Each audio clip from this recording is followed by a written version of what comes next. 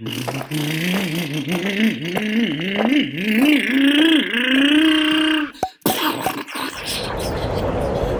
hat! Alright, you might hear a gremlin in the background. You can just ignore that, hopefully. So this is the Hobbywing 25.5. So this is the motor that I've been using. This is a G3R. And I've been using this to test what the effects of heat are on a motor. Now, I mean, I know heat is really bad for electronics, but I was just curious how this would affect motors. And I have motors that I've run up to, say, 65 Celsius, 95 Celsius. So we're looking at, say 200 degrees Fahrenheit. So anywhere from 165 to 200 degrees Fahrenheit. And the motors don't really seem to care, really. But on this one, I brought up the gearing, cranked up the timing, and I brought this one up to about 150, just under 150 Celsius, which is, it was over 300 degrees, 306, 310, I do not remember. But one of the things that caught my attention is that usually people will warn when it comes to heat because of the rotors. So when I initially started this, I was testing the rotors and seeing what the effect was on Gauss. Well, on the last race, which was actually yesterday, well, if I managed to publish this video soon, the race would have been yesterday. One of the things that I noticed is that this motor was giving out. Yeah, the fade was crazy, it was insane. So I figured it's time to retire it and actually inspect everything. So one of the things that my camera is not really going to pick up very well is the following. All of this, I wish I had a new one. There's yellowing all over the board. And this is the first time I open it. There's pieces missing off the board. So the board is now actually damaged. So if you look at these little parts, here, let me get it on camera. Sometimes I'll start looking at the sensor board instead of the camera, and that's when I go off camera. You can see some of the board is actually missing. It's almost as if it melted off or evaporated off, which is kind of cool. And it's not the actual board, but whatever the protective film is, there's an epoxy or something. That's what I'm referring to, that sort of melted off. Everything is a yellowish, turning a yellowish hue. Again, I don't have a new one, so you can compare it. So we'd have to go back in the old videos and see. We can see some marks here also from something that has been melting right on here. This is the little rubber piece that seals everything. So there's some marks here too from the heat. These two are more pronounced compared to that one. And if I were to line this up, all right, this is the one that's more pronounced. It correlates to this part over here, which is not from the solder, because then we apply heat, because this has the same thing. But anyway, so sensor board's probably gone. This thing's gone, which makes sense why it wasn't really accelerating very well. There was sort of a delay. Here, let me remove the front piece. Yeah, front piece looks fine. I mean, the rotor was spinning freely. It still looks fine. So here is the rotor. Now the rotor, there's no coloration or anything on the rotor. The balancing epoxy is still there.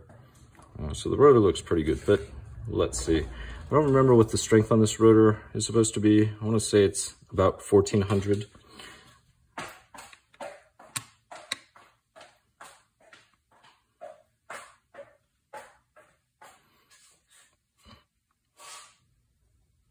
So the rotor's perfectly fine. The rotor doesn't care about the heat. And I'm not really surprised, because I did do a video on Hobbywing's claims, very bold claims about the rotor. It can withstand very, very high temperatures. So we'll go ahead and move this off to the side. because the rotor strength is flawless, it's pristine. But now let's look at the windings and the epoxy. And that has a very dull purplish color, so it no longer has that rich red copper color. And at some spots, such as here, let me use the driver to point, see those little dull spots? It almost looks as if the coating has melted off. There's actually sort of a little ball there of residue, another one right over here. Well, here we have a lot of excess, but then if we go in here, so notice how this side, oh, here, if I can keep it in camera. All right, this is shiny. It looks as if the wires are still coated, but something was melted, versus over here, the epoxy or the coating seems to be gone. Right in there. So that's what I'm thinking happened. This side, I'm not sure if it's clear. Here we go. All right. There's a combination of it being dull, a little shiny down here, but it's not as bad as this other side. This side looks pretty bad. Everything has coloration, but it's a really dark purplish color. Let's see if the camera picks it up. I think the camera is actually doing an all right job of picking it up. But that's what the stator looks like. So more than likely the stator shot. This almost looks like ash. That's how dull that is. Right in here. It almost looks like zoot right in there. Covering that. Compared to I do have a new motor. It's not it's not a Hobbywing motor, but I'll go ahead and take this one off. This one's brand new. I have not used it. I was planning on reviewing it, but I don't think I will because I bought it, left it on the bench, and now it's an old model that's being discontinued, so there's almost no point, because good luck finding them. Most places it's been discontinued. So let me try to open this up. There we go. All right. Go ahead and push this through. I'm gonna get some pliers real quick.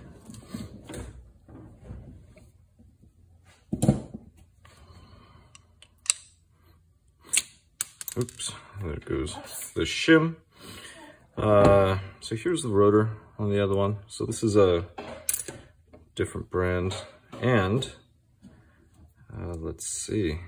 So if we look at the color, see how it has that rich copper color. Everything looks like it's coated evenly, right in there. I think this is probably the best view.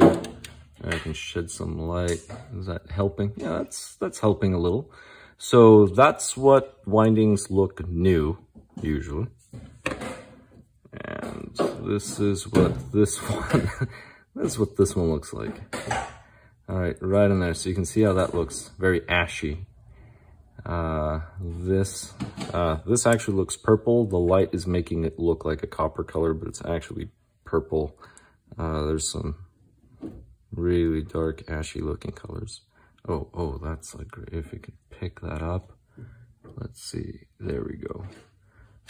There we go. All right, perfect. I think that's the best view we're gonna get. So this is the Hobbywing that I've overheated. So keep that in sight. Versus, that's what it should look like new.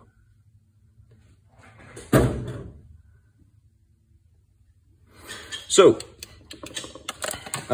heat. I really, as always, do not recommend overheating your electronics. It's very, very dangerous for a variety of reasons. But the main thing, I wouldn't really be concerned about losing rotor strength as much as damaging the stator. I think the stator is definitely what's more susceptible to heat out of the components here, because even the bearings seem to be fine. If I were to try to spin them and rotate them, yeah, there's no issue. I mean, this spins freely as can be. So heat, what are the effects of heat on a motor? The rotor doesn't really care. Bearings don't really care as much. It's the stator or the board that you're going to end up burning up first.